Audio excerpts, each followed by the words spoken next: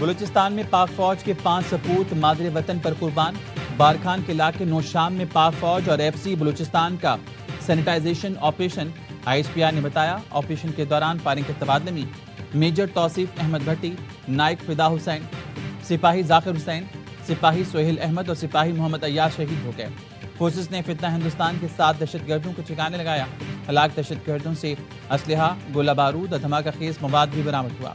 صدر مملکت، وزیر اعظم، وفاقی وزیر داخلہ اور وزیر اعلیٰ بلوچستان کا شہید جوانوں کو خراج عقیدت. دہشت گردی کے خاتمے کا آپریشن جاری رکھنے کا عزم.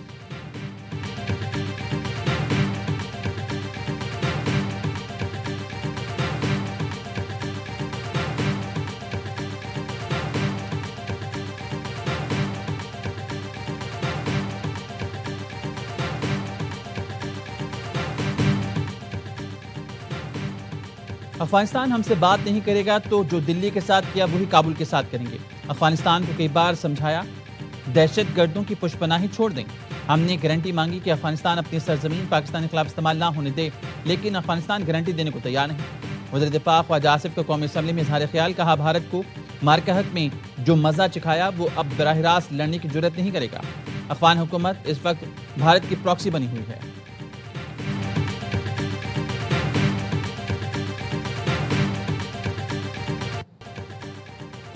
کراچی پولیس نے کوئن ڈیلر انمول اور پنکی کا 3 روزہ جسمانی ریمانڈ حاصل کر لیا. ایس ایس پی انویسٹیگیشن اور ٹیم نے ملزمان کو تحویل میں لیا. پولیس کی نظرثانی درخواست پر پنکی کا جوڈیشل ریمانڈ معطل کیا گیا. پنکی گینگ کی گرفتاری کے لیے پولیس نے تفتیش کا دائرہ کار بڑھا دیا. پنکی گینگ کے ساتھ کی گرفتاری سے بچنے کے لیے پنجاب میں روپوش ہو گیا. کراچی پولیس نے گرفتاری کے لیے ٹیم تشکیل دے دی. انمول اور پنکی کو پروٹوکول دینے والے پولیس افسر اور اہلکاروں کو تفتیشی کمیٹی نے طلب کر لیا. اے آئی جی نے D I G west Irfan Baloch کو 3 دن میں تحقیقات مکمل کرنے کی رپورٹ پیش کرنے کی ہدایت کر دی. اے آئی نیوز کی خبر کے بعد آئی جی سندھ نے غفلت برتنے والے افسران کی معطلی کی ہدایت کی تھی.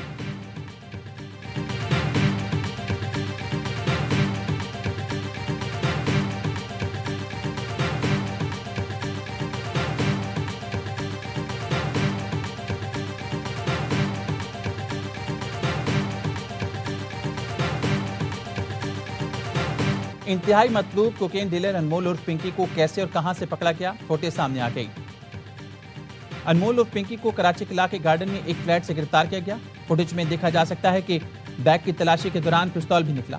فلیٹ میں کوکین کی تیاری کے مناظر بھی دیکھے جا سکتے ہیں. ملزمان نے گرفتاری سے قبل جانشین مقرر کر دیا تھا. کلائنٹس کو آڈیو میسج میں بتایا میرے ساتھ کچھ ہوا تو اسی نمبر سے کام چلتا رہے گا، میرا دوست یہ کام سنبھالے گا، وہ تمام معاملات بتا دے گا. انمول اور پنکی کے خلاف قتل کا مقدمہ بھی سامنے آ گیا. بغدادی تھانے میں درج ایف آئی آر میں نامزد.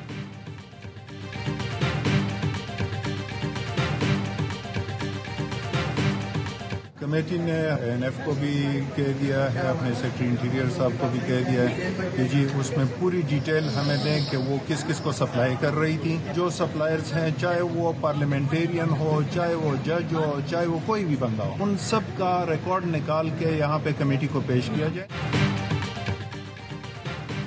سینٹ کی قیام کمیٹی برائے داخلہ نے کوکنگ ڈیلر انمول اور پنکی کے معاملے کا نوٹس لے لیا.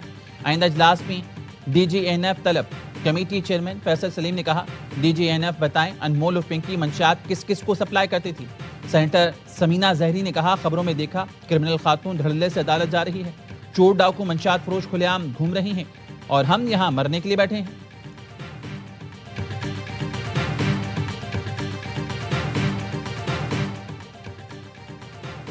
یقین ہے کوکین ڈیلر پنکی کو کوئی رعایت نہیں ملے گی.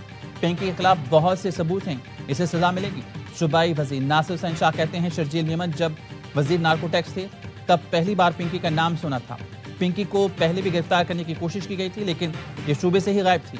سندھ حکومت کی منشیات کے معاملے پر 0 ٹالرنس پالیسی ہے. انٹچ ایبل منشیات فروش پکڑے گئے، مزاحمت پر مقابلے میں مارے بھی گئے. کالی بھیڑیں ہر جگہ پر ہیں، اسی وجہ سے منشیات کے کام کرنے والوں کو فروغ ملا.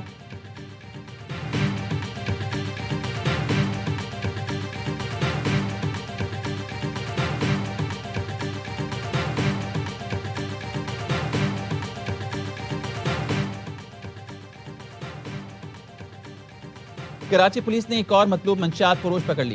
قائد آباد پولیس کی خفیہ اطلاع پر بڑی کارروائی. ملزمہ نرگس عرف ملکہ گرفتار. 60 لاکھ سے زائد مالیت کی 35 کلو سے زائد چرس برآمد. ملزمہ اندرون سندھ سمیت شہر کے مختلف پوش علاقوں میں بھی منشیات سپلائی کرتی تھی۔ ملزمہ کے ساتھیوں کی گرفتاری کے لیے چھاپے مارے جا رہے ہیں۔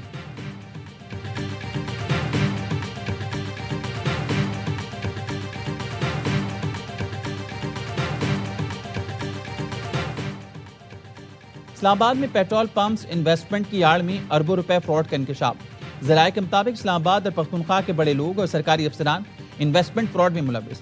عادل اکرام نے متاثرین کو پیٹرول پمپس میں سرمایہ کاری پر منافع کا لالچ دیا۔ ملزم کے خلاف اسلام آباد کے 3 تھانوں اور کے پی میں مقدمات درج، منی لانڈرنگ کی تحقیقات شروع کر دی گئی۔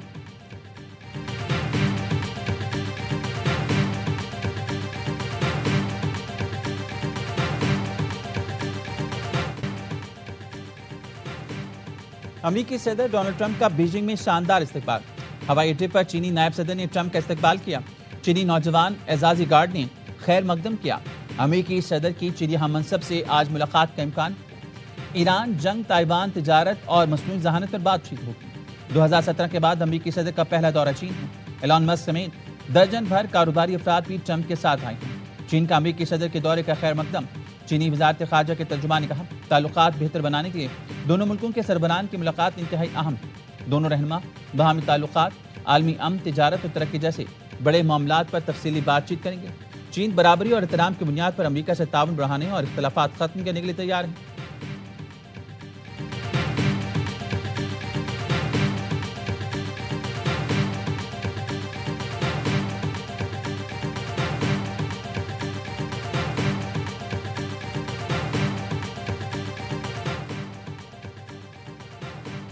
ایرانی وزیر خارجہ عباس اراغچی نے اسرائیل اور اس کے سہولت کاروں کو تنبیہ کرتے ہوئے کہا ہے کہ اسرائیل کے ساتھ گٹھ جوڑ ناقابل معافی جرم ہے۔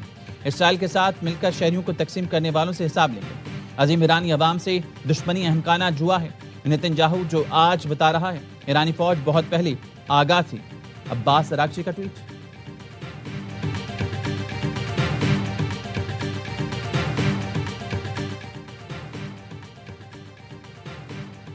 اسرائیلی فوجی وفد کے استقبال کی اطلاعات بے بنیاد ہیں۔ متحدہ عرب امارات نے اسرائیلی وزیر اعظم کے دورے سے متعلق خبروں کی تردید کر دی۔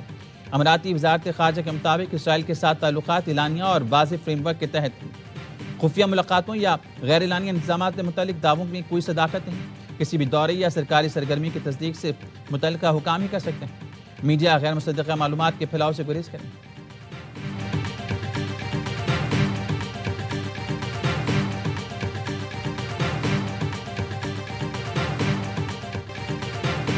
چین کا پاکستان پر مشرق وسطی میں ثالثی کی کوششیں تیز کرنے پر زور۔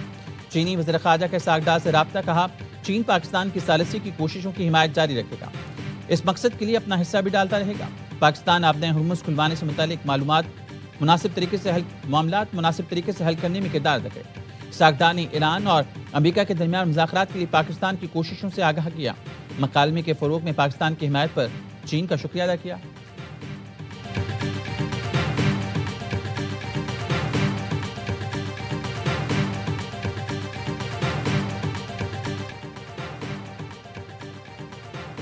چین سے منسلک متعدد کارگو اور آئل ٹینکرز آبِ ہرمز سے گزر گئے۔ این بی سی کے مطابق 24 گھنٹوں کے دوران چینی بحری جہازوں کے آبِ ہرمز سے نقل و حرکت جاری رہی۔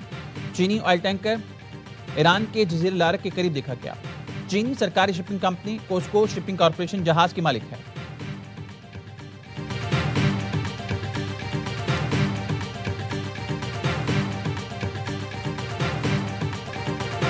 آئی ایم ایف مشن کی آئندہ بجٹ پر وزیر خزانہ سے مشاورتی بیٹھک۔ وفاقی وزیر خزانہ محمد اورنگزیب نے کہا، ملکی برآمدات میں اضافہ ریکارڈ کیا گیا، معاشی استحکام کی کوششوں کے مثبت نتائج سامنے آ رہے ہیں۔ حکومت معیشت کو درپیش ساختی چیلنج سے پوری طرح آگاہ ہے۔ پاکستان کو آئی ایم ایف سے $1.30 موصول ہو گیا۔ اسٹیٹ بینک کے مطابق رقم 15 مئی کو زر مبادلہ ذخائر میں شامل ہوگی، جس سے مجموعی ذخائر $22.5 ارب سے زائد ہو جائے گی۔